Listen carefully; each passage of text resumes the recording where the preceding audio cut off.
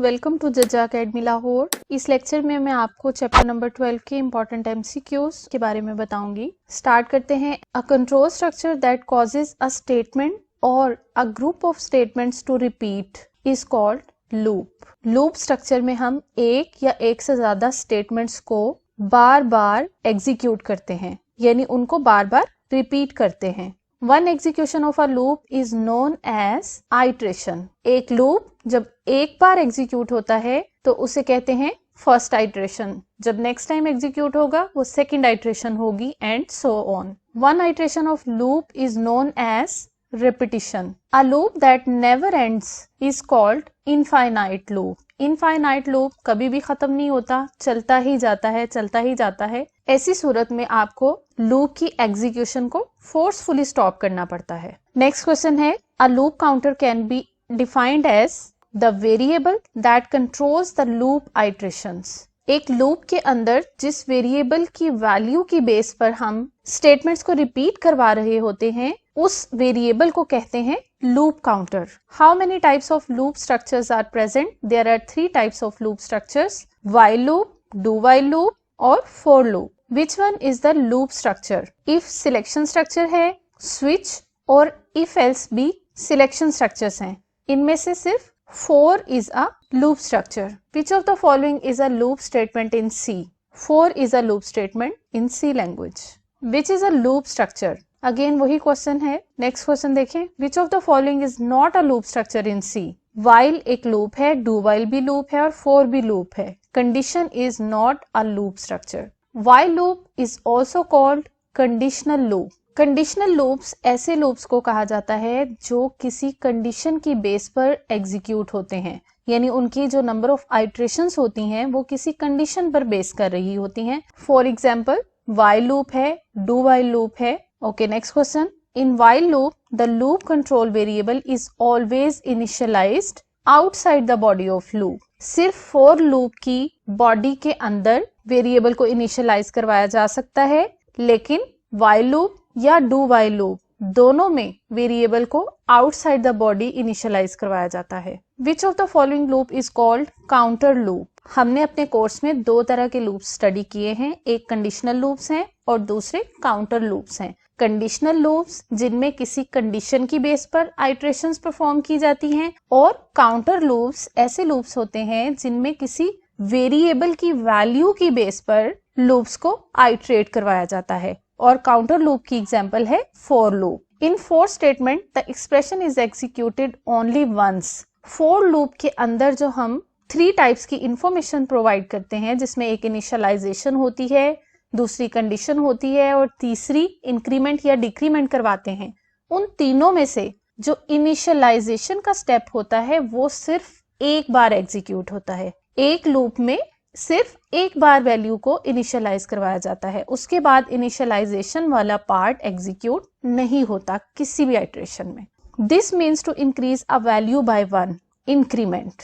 This is a good choice when you know how many times you want to loop or to iterate in advance of entering the loop. ऐसी situation जिसमें आपको पहले से पता हो कि आपने लूप को कितनी बार एग्जीक्यूट करवाना है, उस सूरत में आप हमेशा फॉर लूप को चूज करते हैं। और ऐसी सिचुएशन जिसमें आपको पहले से नहीं पता होता कि लूप कितनी बार एग्जीक्यूट करेगा, यानी कितनी आइट्रेशंस होंगी लूप की, उस सूरत में आप या तो while लूप को यूज करते हैं या फिर डू वाइल के लूप को यूज करते हैं। यहाँ पर मैं आपको एक और पॉइंट क्लियर कर दूं कि वाइल लूप को आप कब सिलेक्ट करेंगे और डू वाइल लूप को आप कब सिलेक्ट करेंगे।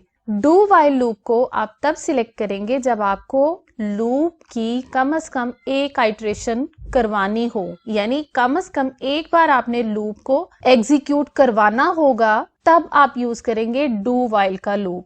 अदरवाइज आप वाइल का लूप यूज करेंगे। इन दोनों में मेन डिफरेंस भी यही है कि डू वाइल लूप कम से कम एक बार एग्जीक्यूट होता है, लेकिन वाइल लूप अगर कंडीशन फॉल्स होती है तो एक बार भी एग्जीक्यूट नहीं होता। और दूसरे एंड पे अगर डू वाइल लूप देखें तो do while loop condition false होने के बावजूद एक बार एग्जीक्यूट लाजमी होता है। ओके, नेक्स्ट क्वेश्चन देखते हैं। If you want a user to enter exactly 20 values, which loop would be the best to use? अब देखिए यहाँ पर आपको पहले से पता है जब कि आपने 20 वैल्यूज यानी 20 टाइम्स आपने लूप को एग्जीक्यूट करवाना है, तो आप डेफिनेटली फॉर लूप को चूज करेंगे। नेक्स्ट क्वेश्चन है what is the final value of x after executing this code. पिछले क्वेश्चन में हमने बात की थी कि फॉर लूप के अंदर कौन सा पार्ट एक बार एग्जीक्यूट होता है, तो ये है इनिशियलाइजेशन का पार्ट जो सिर्फ वन टाइम एग्जीक्यूट होता है। बाकी हर आइटरेशन में कंडीशन भी टेस्ट होती है और इंक्रीमेंट या डिक्रीमेंट भी परफॉर्म होता है, लेकिन इनिशियलाइजेशन सिर्फ पहले स्टेप में वन टाइम होती है, उसके बाद ये वाला पार्ट कभी भी एग्जीक्यूट नहीं होता। ये बात थी पिछले क्वेश्चन की। अब हम इस क्वेश्चन के आंसर को फाइंड आउट करते हैं। फाइनल वैल्यू ऑफ एक्स हमने ढूंढनी है। फाइनल वैल्यू ऑफ एक्स को ढूंढने के लिए सबसे पहले हम देखेंगे कि यहाँ पर इंक्रीमेंट कितने का हो रहा है, इंक्रीमेंट या डिक्रीमेंट कितने का हो रहा है। यहाँ पर 1 का इंक्रीमेंट हो रहा है हर आइटरेशन में। इसका मतलब ये है कि 0 से लेकर एक्स की वैल्यू जब तक 10 से कम नहीं हो जाती, यानी 1 स्टेप कम नहीं हो जाती, और वो होगा 9। एक्स जब लेस देन होगा 10 के, यानी एक्स की वैल्यू जब 9 होगी, उस वक्त ये लूप टर्मिनेट हो जाएगा। वही आइटरेशन इसका लास्ट आइटरेशन होगा, क्योंकि नेक्स्ट आइटरेशन में इंक्रीज होकर वैल्यू 10 हो जाएगी और कंडीशन फॉल्स हो जाएगी। लिहाजा एक्स की कौन सी वैल्यू होगी फाइनल? 9, क्योंकि 9 के बाद ये लूप टर्मिनेट हो जाएगा। सो यहाँ पर करेक्ट ऑप्शन होगी 9। मैं आपको थोड़ी सी एग्जीक्यूशन करके दिखाती हूँ। फर्स्ट टाइम में फर्स्ट आइटरेशन में 0 प्रिंट होगा, दूसरी आइटरेशन में 1 का इंक्रीमेंट होकर x की वैल्यू 1 हो जाएगी, फिर 2, 3, 4, 5, 6, 7, 8 एंड 9। अब जब 9 से नेक्स्ट टाइम 10 होगी, 10 पर ये लूप टर्मिनेट हो जाएगा। इसका मतलब ये कि x की value 9 will be the final value of this code. Next question, what is the final value of I after executing the code?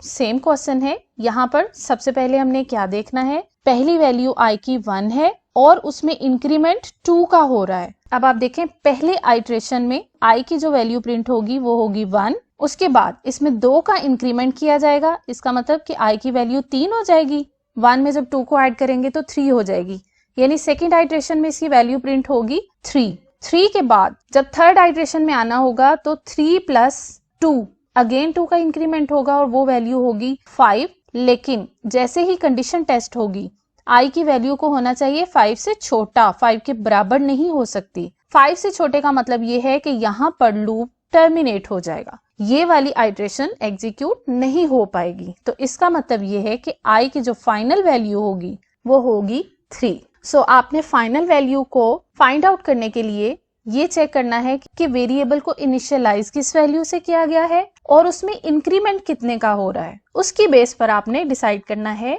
कि I की फाइनल वैल्यू क्या होगी। Okay, next question, what will be the final value of B after executing the code. अब हमने B की final value देखनी है। सबसे पहले हम देखेंगे इनिशियलाइज किससे किया है, 2 से, यानी पहली वैल्यू जो B की प्रिंट होगी वो होगी 2। उसके बाद 1 का इंक्रीमेंट होगा हर आइटरेशन में। 1 के आइटरेशन का मतलब है कि नेक्स्ट टाइम इसकी 3 प्रिंट होगी वैल्यू, फिर 4, 5, 6 को प्रिंट करवाने के बाद एक्चुअली ये लूप स्टॉप करेगा, क्योंकि कंडीशन है B इज लेस देन 7 और B लेस देन 7 का मतलब है कि B की वैल्यू 6 होगी। 6 को प्रिंट करवाने के बाद जब आइटरेशन नेक्स्ट स्टार्ट होगा उसमें I की वैल्यू इंक्रीमेंट होके 7 होगी। जैसे ही कंडीशन टेस्ट होगी यहाँ पर लूप स्टॉप हो जाएगा, 7 प्रिंट नहीं होगा। सो फाइनल वैल्यू B की क्या होगी, 6 is the correct answer. Next question, what will be the first value of x after executing the given code. First value को देखना बहुत ही आसान है। जिस वैल्यू से वेरिएबल को इनिशियलाइज करवाया गया होगा वही वैल्यू सबसे पहले स्क्रीन पर प्रिंट होती है।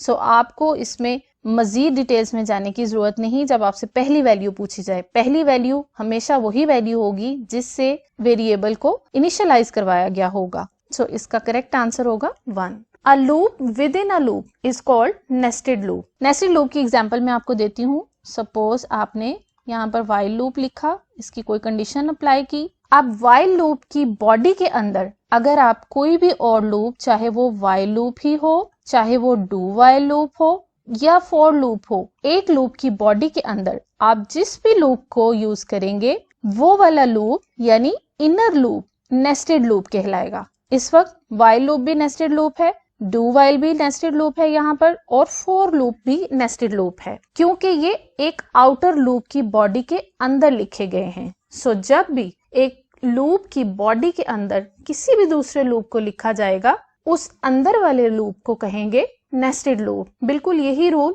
नेस्टेड इफ स्टेटमेंट्स के लिए भी है। एक इफ स्टेटमेंट के अंदर यानी एक इफ स्टेटमेंट की बॉडी के अंदर जब आप किसी दूसरी इफ स्टेटमेंट को यूज करेंगे तो इनर वाली इफ स्टेटमेंट को कहेंगे नेस्टेड इफ स्टेटमेंट।